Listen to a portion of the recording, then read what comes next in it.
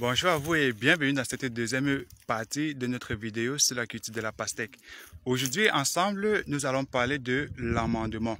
Il y a une toute première vidéo dont nous avons eu à faire, là où on est en train de vous expliquer comment est-ce que se passe le semis dans la culture de la pastèque. Alors ici, là, dans cette autre vidéo, nous allons parler de l'amendement dans la culture de la pastèque. Comment se fait l'amendement dans la culture de la pastèque après le semis? Quelle est cette activité qui doit suivre et comment est-ce que cette activité doit être menée? Pourquoi est-ce que nous devons mener cette activité? C'est-à-dire, comment est-ce qu'elle est importante à votre plante de pastèque? Ici, nous nous trouvons dans une autre pastèque, dans une autre parcelle de la culture de la pastèque dont nous avons eu à lancer. Ici, là, nous avons eu à lancer cette culture sur des bions. Par contre, dans la première vidéo dont nous vous avons eu à vous présenter, c'était sur un terrain tout plat où nous avons eu juste à faire des poquets.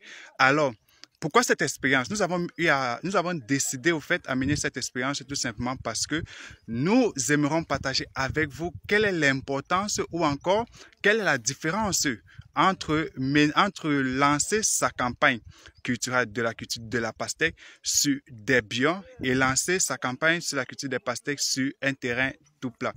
Alors, bienvenue sur Rich Agri Entertainment. Ici, là, nous parlons de l'agriculture, technique agricole, agribusiness, expérience agricole, tout ce qui est lié à la terre. Alors, nous allons débuter cette vidéo avec la fertilisation au niveau de la culture de la pastèque. Alors, il y a de cela 14 jours, nous avons eu à lancer cette parcelle de culture de pastèque dont vous voyez juste derrière moi. Et aujourd'hui, nous sommes arrivés au niveau de l'amendement. Cette superficie ici, là, elle est de 1000 mètres carrés et la densité dont nous avons eu à prendre entre les plantes était de 2 mètres fois 1 mètre. Aujourd'hui, nous avons entamé avec l'amendement et au même moment la fertilisation. Il est très important pour vous de savoir quelle est la différence entre l'amendement et la fertilisation au niveau de votre champ, parce que cela est toujours très important. Plusieurs personnes confondent toujours l'amendement et la fertilisation. C'est deux choses bel et bien différentes. Elles jouent deux rôles différents. Alors, l'amendement, ici, là, nous l'appliquons à l'aide de fumier de poules pondeuses et la fertilisation, nous la faisons à l'aide des engrais chimiques qui est l'NPK. Avant que je ne vous présente quel NPK est-ce que nous avons eu à utiliser, il est aussi important pour vous de savoir que l'NPK dont vous décidez d'appliquer dans votre champ doit être l'NPK approprié. C'est-à-dire, vous devez vous rassurer à ce que les nutriments dont vous amenez dans votre sol sont les nutriments dont le sol a vraiment besoin. Parce qu'un surplus au niveau de la fertilisation, un surplus au niveau d'un nutriment dont vous apportez à votre sol peut avoir des représailles sur votre plante. Cela affectera votre plante au niveau de la végétation ou encore au niveau de la fructification. Alors, comme vous allez constater, voilà la fertilisation qui est en train d'avoir lieu et la composition chimique de notre NPK ici, là, c'est le 12-24-12. Alors, pourquoi est-ce que nous avons décidé d'utiliser le 12-24-12? Tout d'abord, vous deviez connaître le rôle que jouent les différents éléments qui se trouvent dans ce sac d'engrais chimique qui est l'NPK. Voilà tout d'abord ce que je vous conseillerais. Et aussi, vous deviez savoir la culture dont nous sommes en train de cultiver, nous la cultivons pourquoi?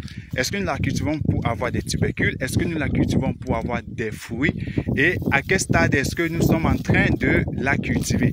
À quel stade est-ce que nous sommes en train d'appliquer les engrais chimiques? Parce que tout cela déterminera exactement quel engrais chimique est-ce que vous deviez apporter. Et sans toutefois aussi oublier, comme j'ai dit, les engrais chimiques aussi dont vous devez apporter, la quantité doit aussi être déterminée par les besoins du sol dont vous êtes en train de cultiver actuellement. Et maintenant, si nous devons parler de l'amendement qui est en train d'avoir lieu, comme j'ai d'abord dit, cela se fait avec les fientes de poules. Moi, je conseille toujours d'avoir les fientes des poules pondeuses. Pourquoi? Parce qu'elles sont plus riches en nutriments, en azote. Quand on parle d'azote, vous savez effectivement à quoi est-ce que aide l'azote dans vos plantes. L'azote, au fait, aide à la végétation de vos différentes plantes. Bon, maintenant, je vous montre comment est-ce que l'application ou encore l'amendement se passe ici.